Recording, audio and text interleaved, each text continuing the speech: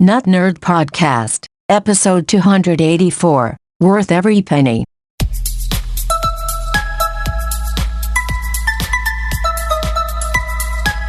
Welcome to the Not Nerd Podcast. I'm Nate Heath, and we are here to help you tech better. Here with me, as always, Mr. Dave Baylor.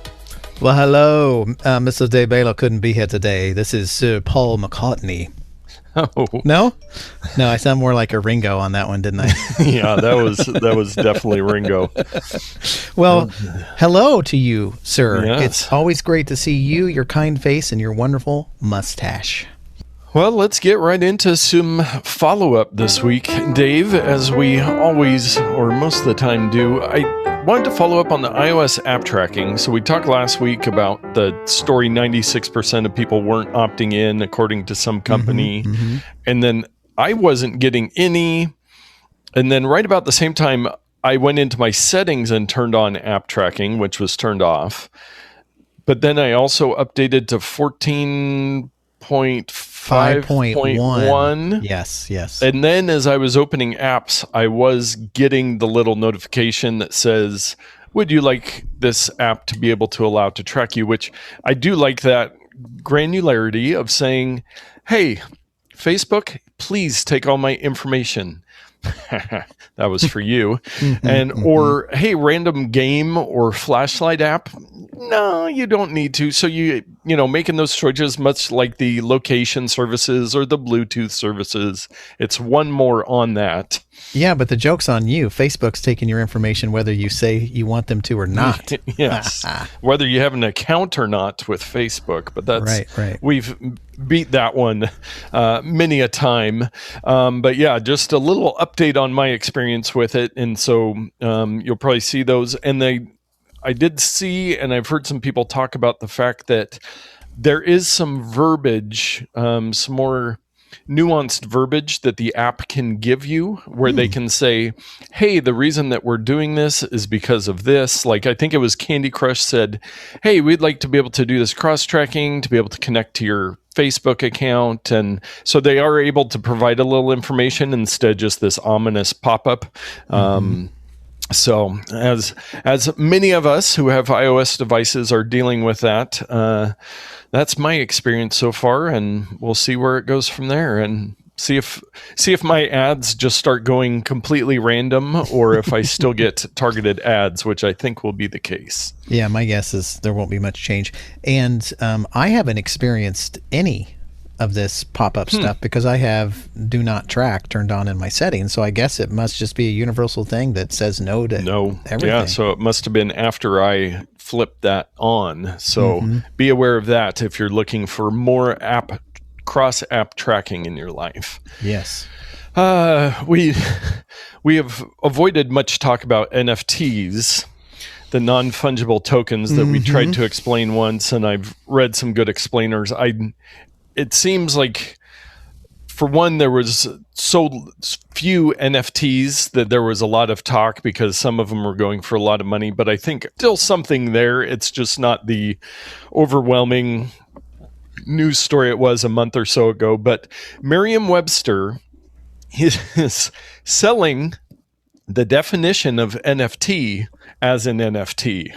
And why shouldn't they? So maybe this is the jump the shark moment when a dictionary is getting into the NFT business with definitions of NFTs. Yeah, it's quite humorous. I thought it was very on point to just they're going to add the term into their dictionary and they're going to sell it. So why not? I thought it was great. Touche. Check out the link in the show notes, and the article probably has a link to where you can buy the NFT and have that in your collection of digital treasures. Has it been purchased by anybody yet? Do we know? How do we know? That is a good question. I saw the article and I did not dig in. It'll take place on the OpenSea SEA platform. Oh, okay. So it looks like that it went on the market this last week. And I'm going to OpenSea, which is loading very, very slowly for me here because everybody's on getting their NFT on. Yeah.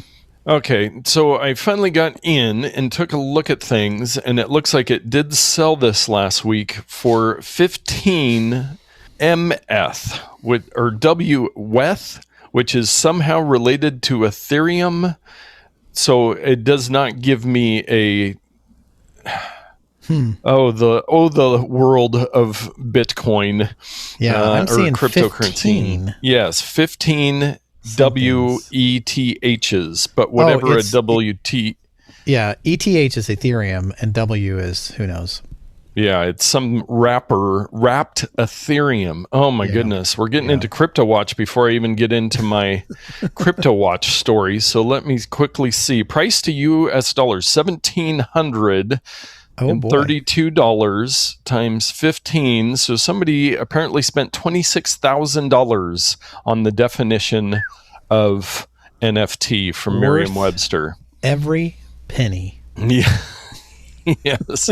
Well, you know what might be worth every penny? Our buddies at Wise sent us another email this week, and they've got yet another product.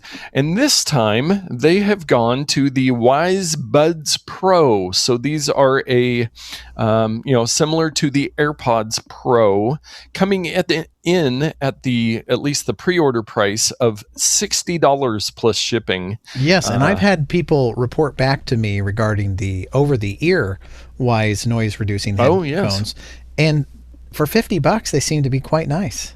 I mean, they seem to be like people like them. So this is their smaller iteration of wireless headphones, and these look very familiar. I can't remember exactly what shape I've seen before. Let me oh yes, they are nearly identical to the look and shape of AirPods Pro. Yes. I don't know if that's a coincidence. I don't know if that's the only way you can design something. Yes. But they do have one thing that AirPods Pro do not have, and that is the color black. Mm-hmm. You can only get AirPods in white. And man, I really like to rock black headphones. I don't know why. White ones are just kind of meh.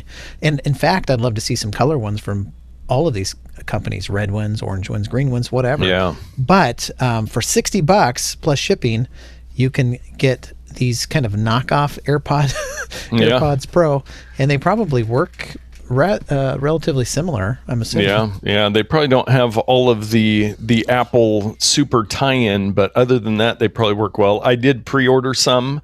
I will check them out and then possibly sell them like I did with my Wise watch. I don't know if I announced that on the podcast, but I did sell it to a friend.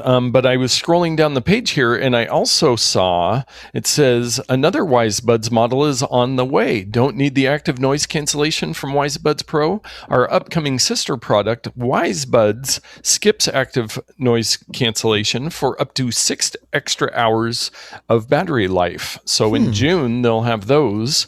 Wise, we actually received a new Wise product in our house this week, and I will just tease you with that. More info coming later as we... So excite. Yeah, so many Wise products, so little time.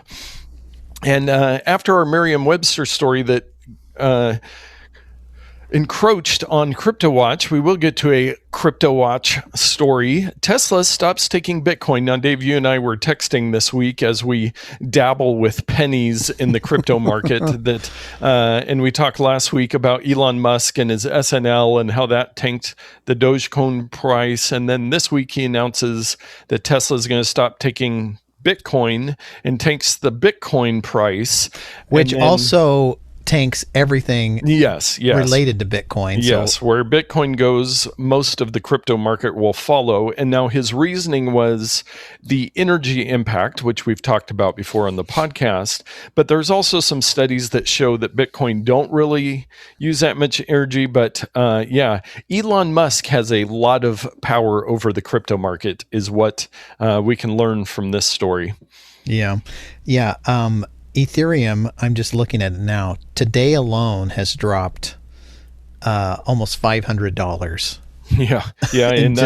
In a day. Over the last week, Bitcoin has fallen about $15,000. Yeah, almost $16,000. It's at $44,000 $58.65, and it was up near 60,000 about a week ago. So again, and just 5,000 of that today. Yes. Yeah. Just when I thought that, I was talking last week, it might be time to tell people to get into Doge and go for some, cryptocurrency, try it out again, and then it tanks. So we have proven the point once again that who knows what in the world's going to happen with this stuff. Yeah. I am very prayerful that both Bitcoin and especially Ethereum, yes, read between the lines. I'm really hoping Ethereum goes up. I don't care. It could be a month, 2 months, 3 months, 6 months. I don't care as long as I get a return on it. Yeah, trying to do the day trading stuff, you will drive yourself insane. But I have read some wise people say that over time they should keep growing just because of their limited availability and all of that stuff. And no guarantees on this one, but there's always a guarantee with the Not Nerd podcast. Dave's pro tip of the week. So I was at work today and I come across a wonderful person who said, "Dave, perhaps you can help me when you get a moment." And I said, "I happen to have a moment right now." Whoa. And she said, "I'm in my contacts and I'm looking through all my contacts and I'm trying to add people to my VIP list. And I'm trying to remove people that I know are in my VIP list from my contacts, and I'm having a heck of a time. How do I do this?" And I said, "Oh, your intuition has led you astray, my fair friend. What you need to do instead is go to the phone app and go to the favorites list where your VIPs are stored." Why they say favorites in one place and VIPs another place, that is a mystery that no one can answer but Apple. But in your favorites, aka your VIP list, in your phone contacts, you click the star in the phone app and you'll see everybody. And right at the top of the screen, and your mileage may vary depending on the version of the operating system that you're using, but on mine, in the upper left corner, there is a plus symbol to add, and it opens up a share sheet with all of your contacts. You select one, you select which of the numbers, if you have multiple numbers that the person has, and it will add that to your favorite list so that when you tap their name, it will call that specific number. And then on the other side, in the upper right-hand corner, there is an edit button.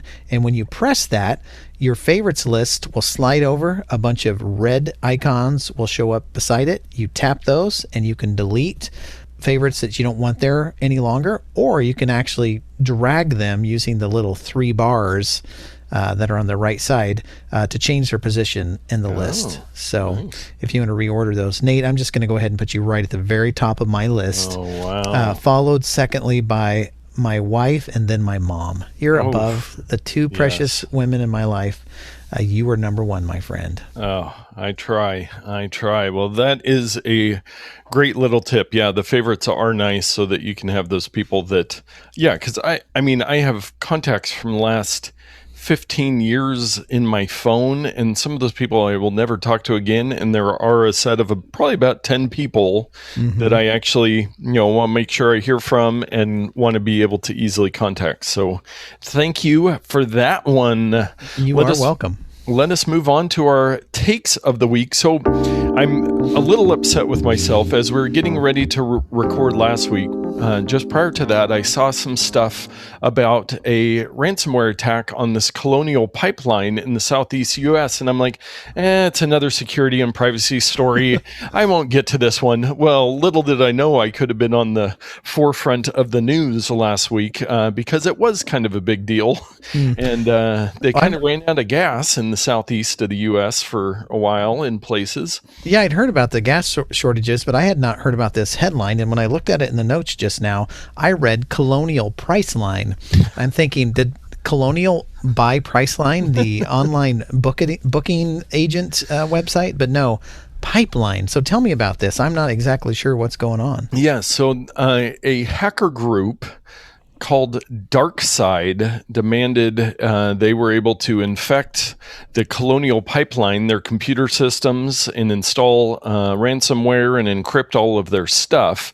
And I haven't kept up on all the details because, pro tip, Details change from the initial news stories to when we actually get all the information, but it sounds like they infected some of their computer systems, and as a precaution, Colonial Pipeline decided to shut down all of their systems, including the gas pipeline that delivers gasoline around the southeast United States. So I think it was down 3 or 4 days, something like that, while they're trying to make things up. Well, DarkSide, which is this really weird, from what I've read, kind of, they want to be like an ethical hacking group that they will donate a portion of their proceeds to nonprofits, like really weird. But then I also read after this that it sounds like they got hacked and somebody took over a bunch of their accounts and their Bitcoin wallet and all of this stuff. So maybe they lost all this money.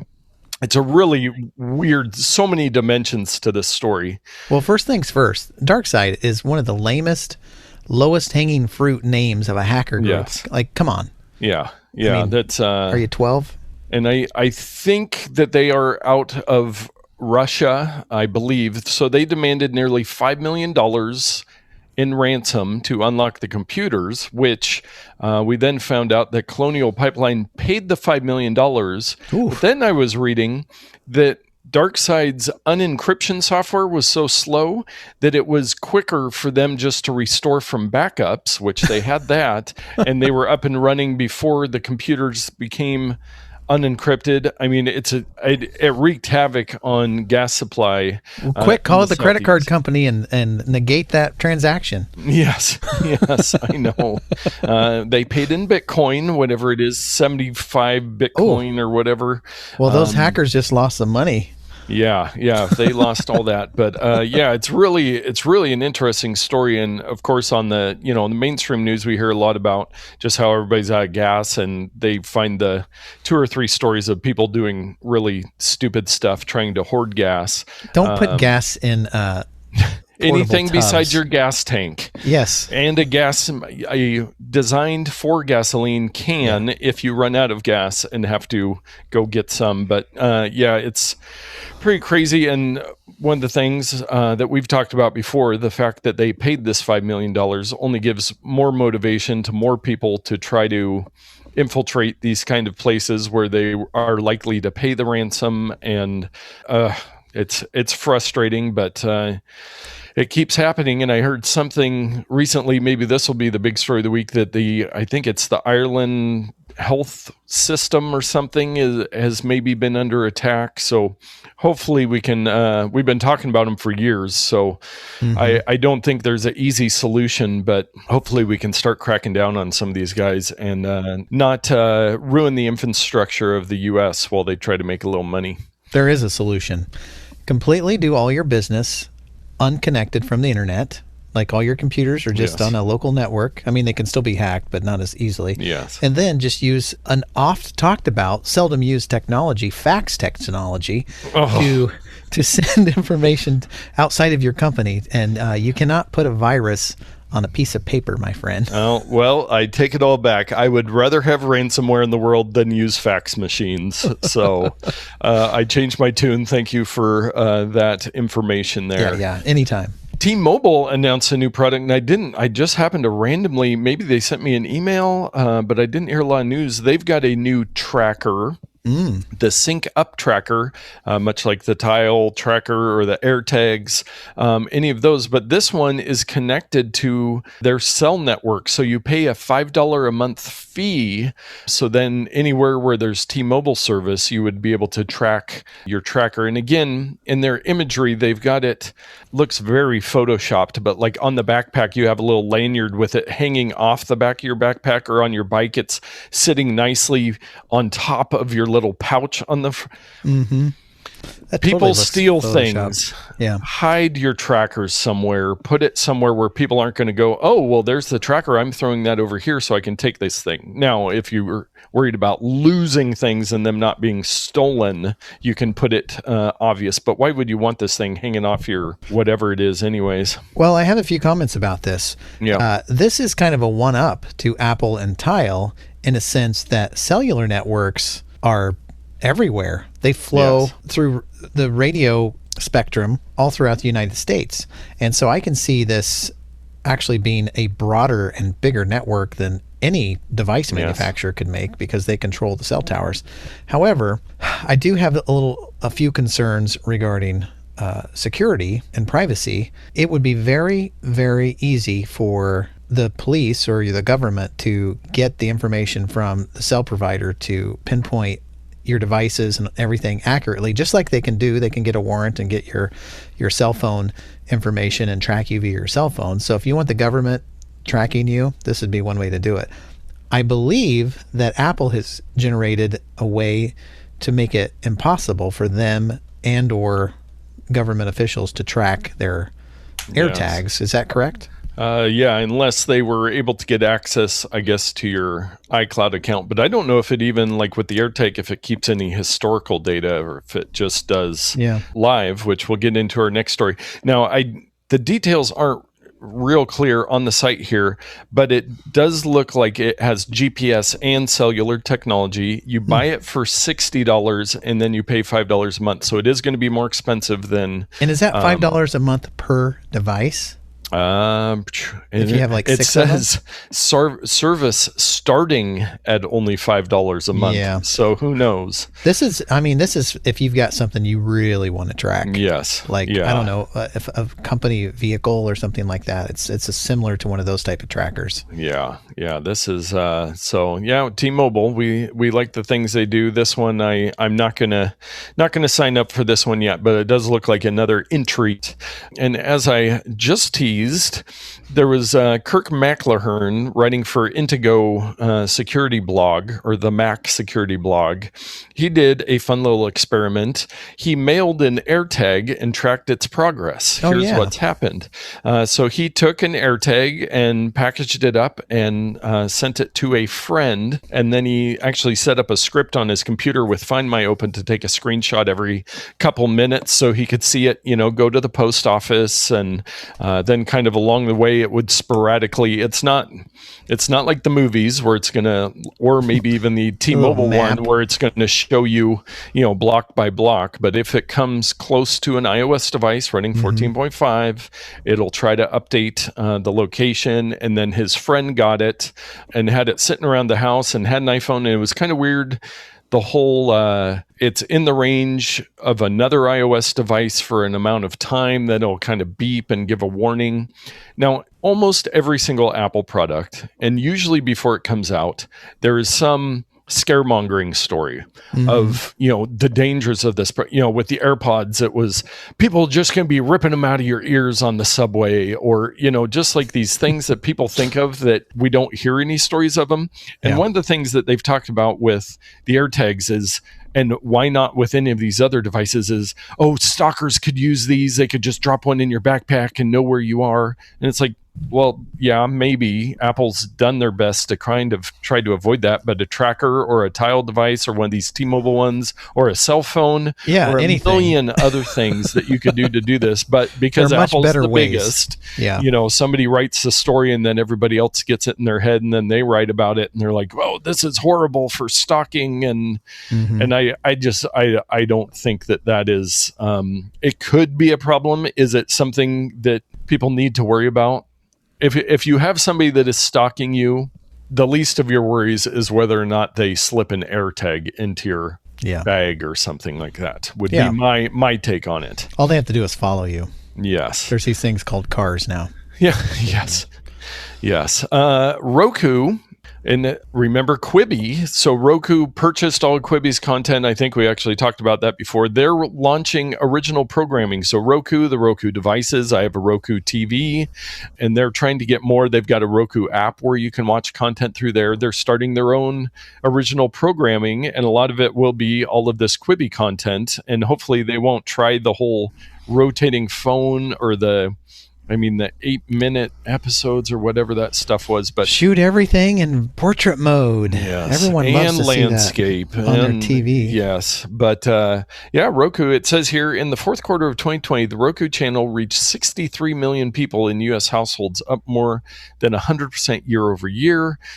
Streaming hours doubled year over year. So Roku's definitely, I would say they're the little guy, but they've got a lot of devices. They're built into a lot of TVs out there.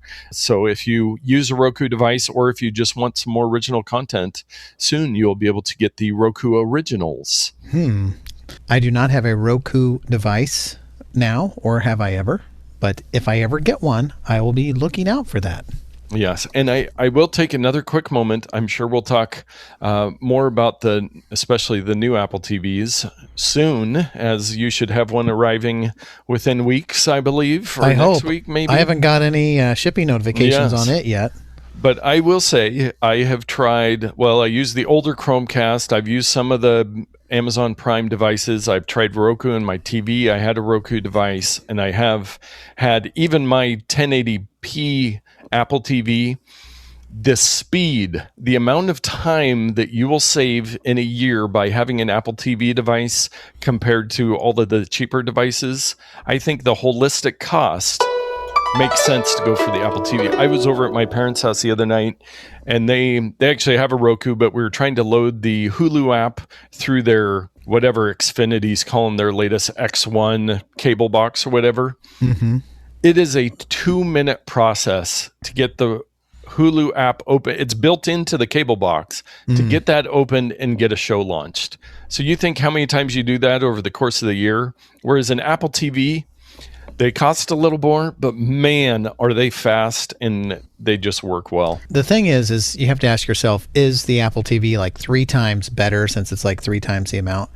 But oftentimes people forget the length of time they have these things. Yeah. Like this Apple TV that I'm buying, I will probably use for like 5 years.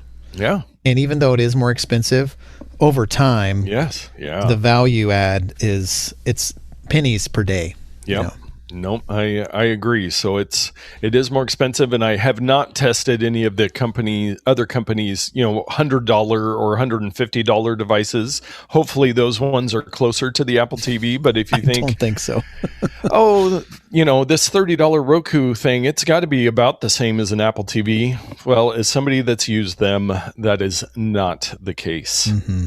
So I wanted to bring up that point. Our bonus odd take of the week. My wife actually found this link for us. Oh, thanks. Domino's is launching a pizza delivery robot car. Of course they are. Yes. And Domino's, they do try a lot of interesting things and have a lot of fun with all of their little projects, but they're doing fully autonomous vehicles. But yes, if the vehicles don't cost too much, and it looks very much like like the size of a motorcycle, only it's enclosed. So it's a very small vehicle. But you don't need a lot of room to pack a bunch of pizzas in and go around and deliver them. So yeah, I'm wondering if the self-driving fully automated doesn't work out. Could they just have a guy back at Home Central, just kind of with a VR headset driving these things around? Why did they need to be fully autonomous? Have one guy that's driving 3 or 4 of them around. I wouldn't recommend that. But multitasking, but with AI, they could, in machine learning. But yeah, so, we talked a lot about drone deliveries, and some of the drone delivery stuff makes sense, but some of it just seems like more work than it's worth at this point. Well, these things called trees exist. Yes. That makes it difficult. And wind and many other things, nature, and buildings, man-made structures as well. But the self-driving vehicles, it's coming. It's getting closer and closer. But when you're just delivering pizzas, it seems like maybe you could make that work. So we'll see if we actually get around to the neuro Domino's in your neighborhood. Well, what you know about pizzas is, unlike a delivery service, inside that delivery box, there could be a $5,000 RTX 3090 graphics card or something like that, which are impossible to get unless you spend that much on eBay. Or versus pizza, which it's going to be like $12 or whatever. Well, Domino's, I think it's not that I would know, but I think a 3-topping large Domino's pizza goes for about $7. So yeah, if you were to decide to try to rob one of these, $7.99. I mean, somebody told me. Somebody just must have walked by and told me $7.99. Yeah. $7.99. So, but yeah, we're going to see more and more of this stuff, and maybe it'll all start with pizzas. Yeah. Our robot overlords will be fueled by pizza. Yes, and our listeners are fueled by our picks of the week. I've talked about Amazon's Luna service. I've talked about Microsoft's xCloud gaming service. We've talked about iOS and their app stores and arcades and all these other gaming services that are out there. Google's and Sony's, Stadia. And everybody's got one, yeah. Well, there's this little company called Nvidia. I just mentioned their product in the previous segment. Nvidia makes graphics cards, and they make games, and they make all kinds of other stuff. Well, they actually don't make games. They power the technology that makes games. There's this cloud gaming service that they run called Nvidia Geforce Now, and now is in all caps, so you have to say it now or something like that. Much kind of like a cat, I guess. Yes. So what does this thing do? Well, for a guy like me who tries as hard as he can to use his Mac to game as much as possible, because I don't want a stinky old PC over there in the corner stinking up the place. Yeah. Although I probably will get it. I really do want one, honestly. But on an Intel Mac, you could install Windows and you could run all the Windows games. They work really great. But since I've moved to the M1 Mac, you can't install Windows, or at least not easily, and it's not the right version of Windows to run most games. It's the ARM version instead of the x86 version. Oh, yes. Anyway, that's all a little too complicated. So how do we accomplish this? Well, these wonderful cloud gaming services typically do not care what hardware you're running on. They run on cell phones. They run on iPads and other tablet devices. Well, they'll just as easily run through your browser on an M1 Mac, and they do so beautifully. And so NVIDIA's GeForce Now is a service like that. You link it up to your Epic game store. You link it up to your Steam game store. And for free, that is for $0, you can stream those games through your internet browser and play them on your computer. The latency is very low, and it works quite well. Now, you may be saying, why are they giving this away for free? Well, there are some caveats, addendums, some quid pro quos. For free, you get a standard access. You get a 1-hour session length. But if you choose to pay $10 a month, you can have priority access to gaming servers, so it connects faster. You can have an extended session length where after an hour, you don't have to shut it off and start over again. You know, if you're in the middle of a hot battle and the thing times out. And it turns RTX on, which is NVIDIA's technology that does like all the ray tracing and all. Oh, wow. Fluid dynamic garbage, whatever. And there's a little sample they have on their website. This is what it looks like with RTX off, and this is what it looks like with RTX on. And, you know, the reflections in the water are a bit better, but I don't really care. Yeah. So if you're just looking to dip your toe and you've got a Mac and you want to do some gaming on it, and you have a Steam library and you maybe have an Epic Games library in there, I don't know if there's other things you can link to it. Now, there's a select number of games. Not all of them work. But if you have purchased the game through one of those services and it's compatible with GeForce Now, then you can play it through your browser for free. And so I've been experimenting with it, and it works rather well. And one game that I can't play in my Mac that I want to play in my Mac, and this lets me play in my Mac, is Fortnite. Yes. Okay, you guessed. I saw the wheels turning in your head. Yes. Yes, I can play, finally, again, I can play Fortnite on my Mac. So nice. Well, yeah, I would like to check out some of these games. So I think the free version, and it would probably be good for me to have the 1 hour limit on these, so I don't check them out and check out of normal life. But yeah, definitely worth a try. I like that they have that free level where you can do that, and then if you want to step it up. But this really opens up gaming hardware. All these services do to people that don't want to or can't find a gaming machine that can handle some of these games. So yeah, I mean, I just saved myself $2,000 not having to buy a gaming computer. Yeah, and it looks and works great. I mean, the high resolution textures, everything, the whole deal. Thank you, Cloud and Nvidia.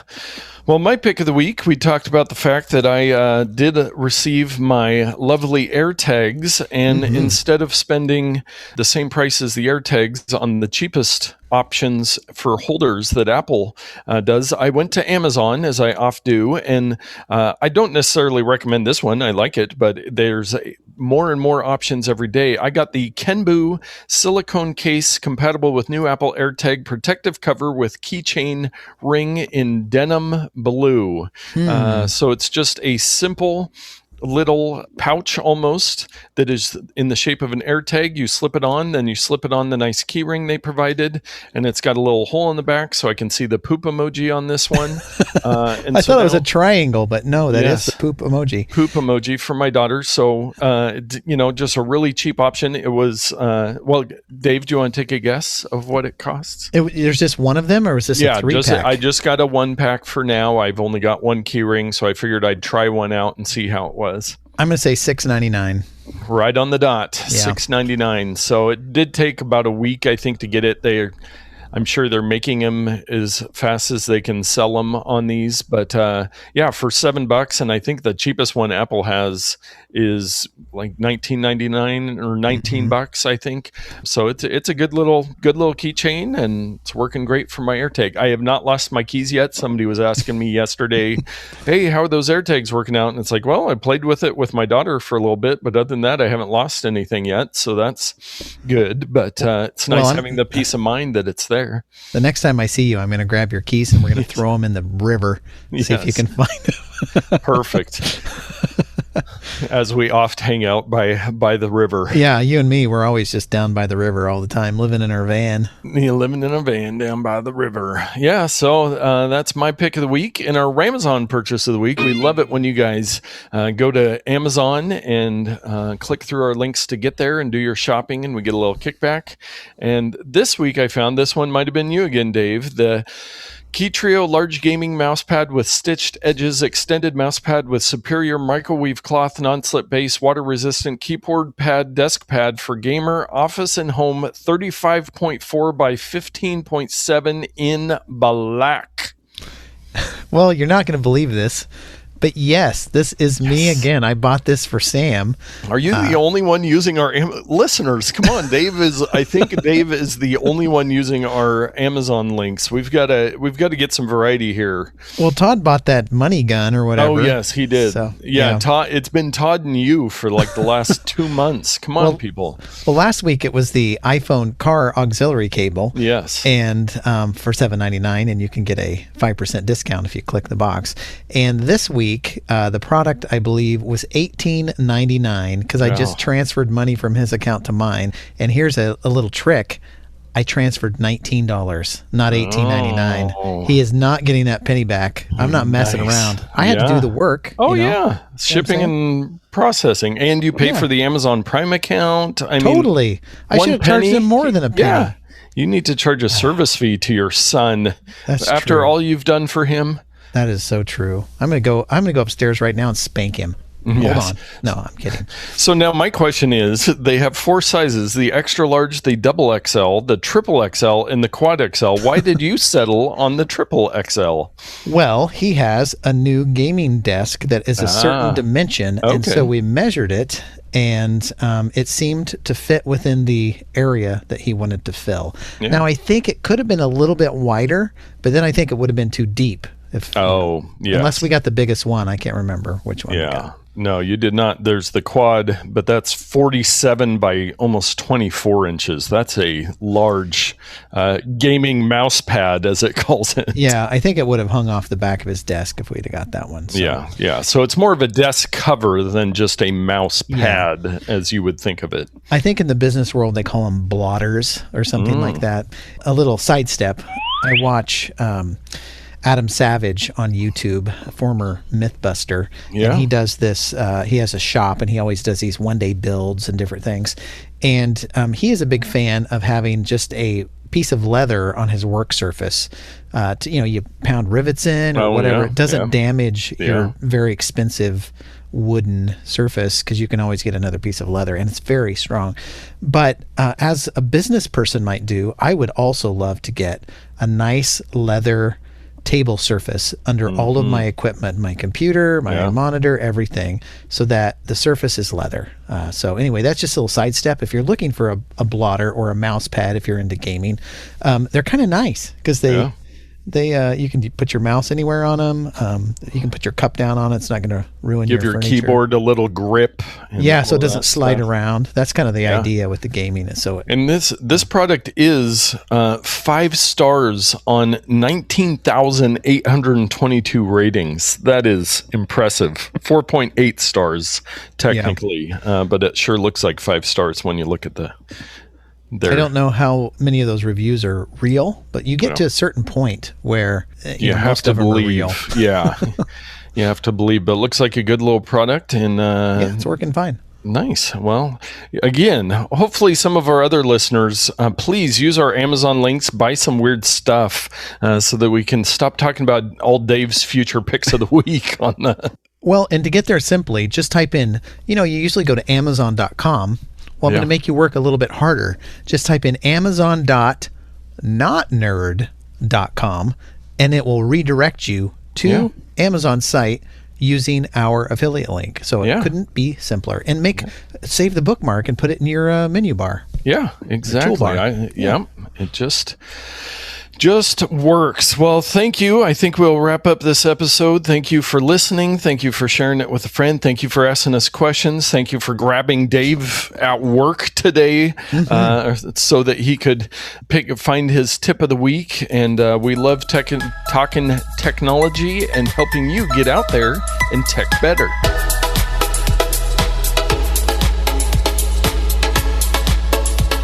They've got some plaid shirts that I like.